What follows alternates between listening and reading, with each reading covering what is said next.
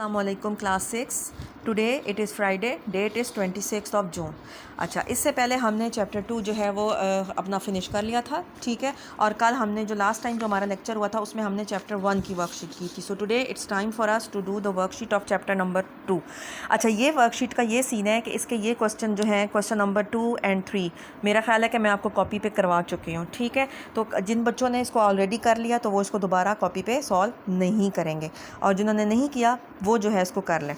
अब fill in the blanks, here you will write your name, उसी तरह से जिस तरह क्लास में करते हैं, रोल नंबर ना लिखें और डेट लिख दें आज की या जिस दिन आप फिल करें। Number 1, dash observations are more precise and clearly communicated. कौन सी वाली होती हैं? Quantitative, quantitative. Which observations? Quantitative observations, जो कि हमें किसी भी चीज़ की जो है वो क्वांटिटी बताती हैं, ठीक हो गया। Number 2, SI stands for system international,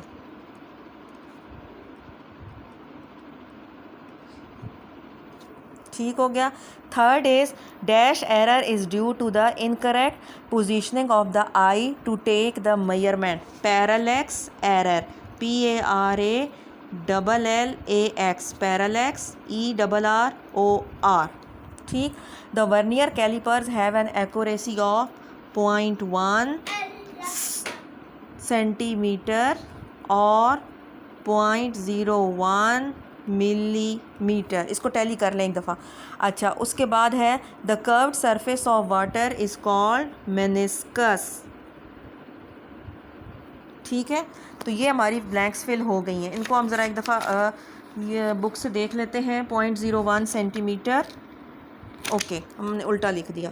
सो 0.01 के साथ आप जो है वो सेंटीमीटर लिखेंगे और यहाँ पे आप लिखेंगे मिलीमीटर, ठीक हो गया। सो ये आपका यूँ हो गया, quantitative observations are more precise and clearly communicated. Number 2, SI stands for system international. Number 3, parallax error is due to the incorrect positioning of eye to take the measurement.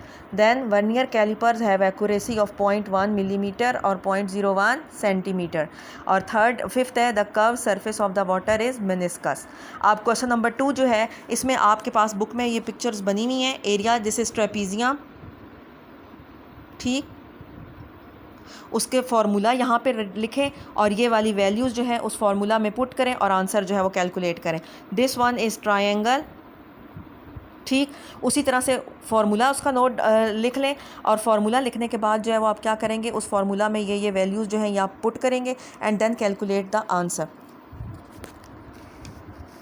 इसी तरह से आगे है volume, this is the volume of cylinder, पहला वाला। The next one is the volume of the cone, ठीक। दोनों में उनके यहाँ पे इसके भी फार्मूला लिखें और फिर ये सारी वैल्यूज़ आप उस फार्मूला में प्लेस करें and then solve the answer. इसी तरह से इसको भी आप उस तरह से डाल के और सॉल्व करें। तो पहला जो क्वेश्चन था फिल इन द ब्लैंक्स मैंने आपको सॉल्व करवा दी। सेकंड में एरिया ऑफ ट्रेपीजियम, आपके पास फार्मूला बुक में दिया हुआ है, फार्मूला यहाँ पे लिखें, उसके बाद उस फार्मूला में वैल्यूज़ प्लेस करके आंसर निकालें। इसी तरह ट्रायंगल है और ये वैल्यूज़ आपने उस फार्मूला में प्लेस करनी जिस तरह आप मैथ्स में डालते हो। Then find the volume of the following, volume निकालने के लिए जैसे सिलेंडर, सिलेंडर में उसी तरह से वैल्यूज़ डालें और कोन में जो है वो डालें। आई होप कि ये चीज़ अब तक आपको क्लियर हो गई होगी और ये आपको अपनी नीट कॉपी पे करनी है। अगर ये क्वेश्चन 2, 3 ऑलरेडी मैंने करवाया हुआ है और आपने अगर किया हुआ है तो फिर ना करें, ठीक। Okay, now turn the page, we will move to the next thing.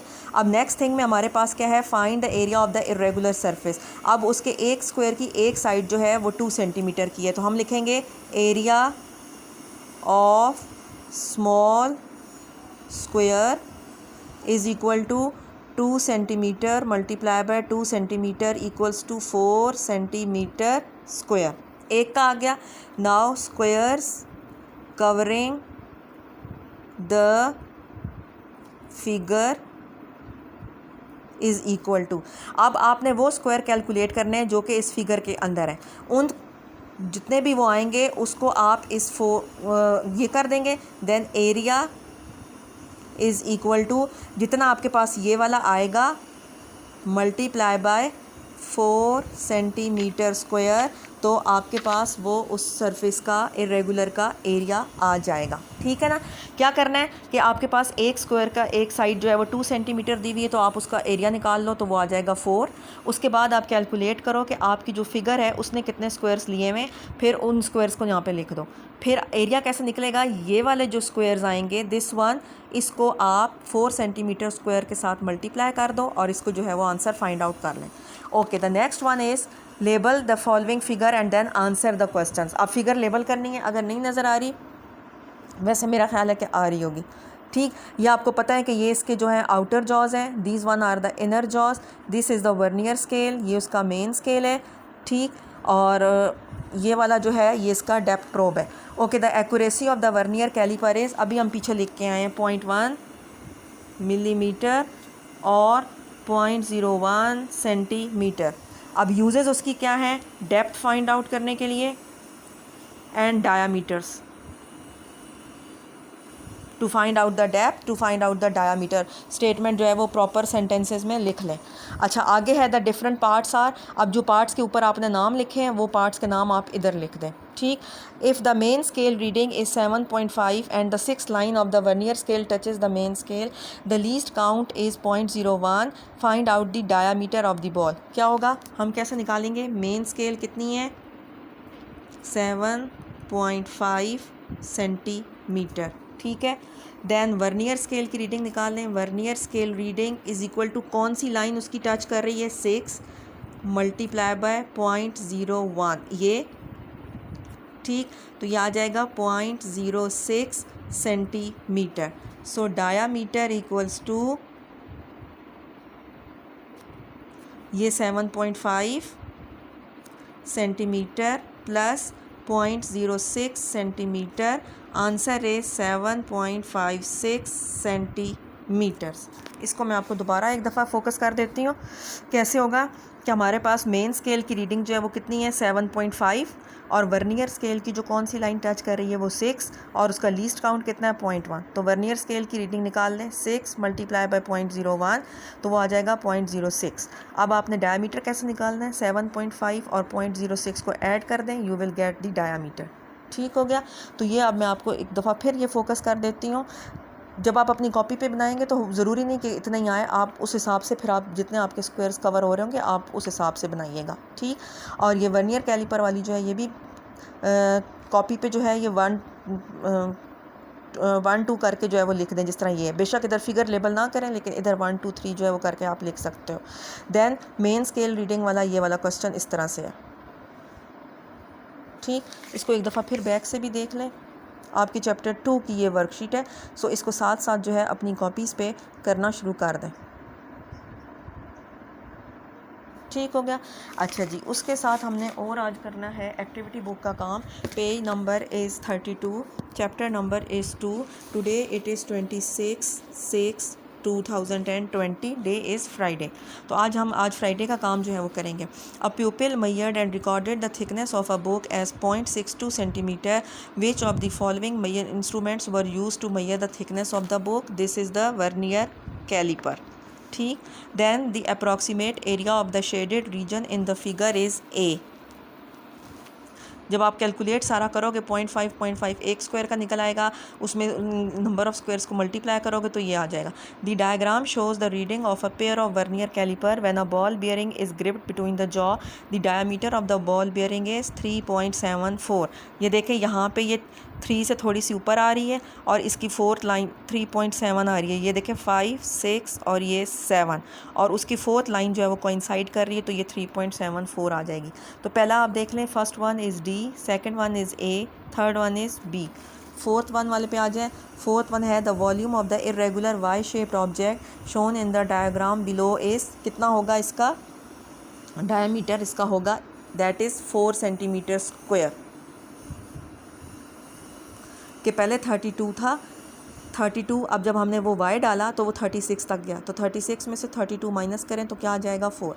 The reading of the mechanical stop watch that is shown below is, कितनी है ये, तकरीबन आपके पास है 1 मिनट, और उसके साथ जो है ये 50.8 कुछ करके है, तो ये आ जाएगा तकरीबन हमारे पास B। Fifth one is B. Then sixth one is the speed of sound in air is 343 meters per second. Meena heard the rumble of thunder 1.5 second after the sound was produced. How far she was from the thunderstorm? This is 514. हमने पढ़ा था ना, speed equals to distance over time. तो मीना फार कितनी थी, मतलब मीना का distance कितना था. तो स्पीड और टाइम को मल्टीप्लाई कर दें, you will get the answer. Speed is 343, time कितना है 1.5, दोनों को मल्टीप्लाई करोगे तो you will get this answer 514. ठीक. अच्छा, उसके बाद आगे आ जाए. Next is write down the Next one is write down the instrument which is used to find the following quantities. Number 1, diameter of a log. एक लकड़ी का diameter find out करने के लिए what do we use? Meter rule. Surface area of a curtain find out करने के लिए हम measuring tape use करते हैं. ठीक. फिर mass of a bag of rice के लिए weigh machine. Time of the day that is clock या watch.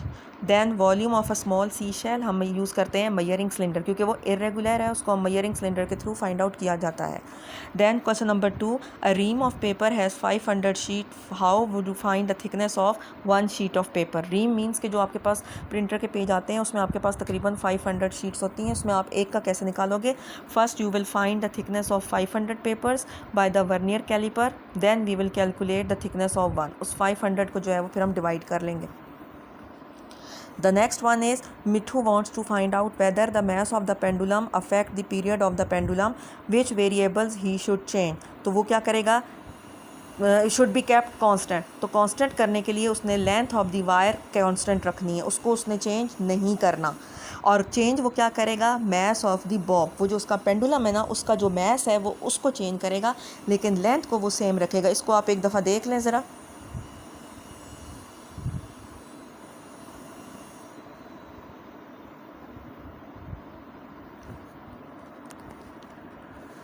ठीक है.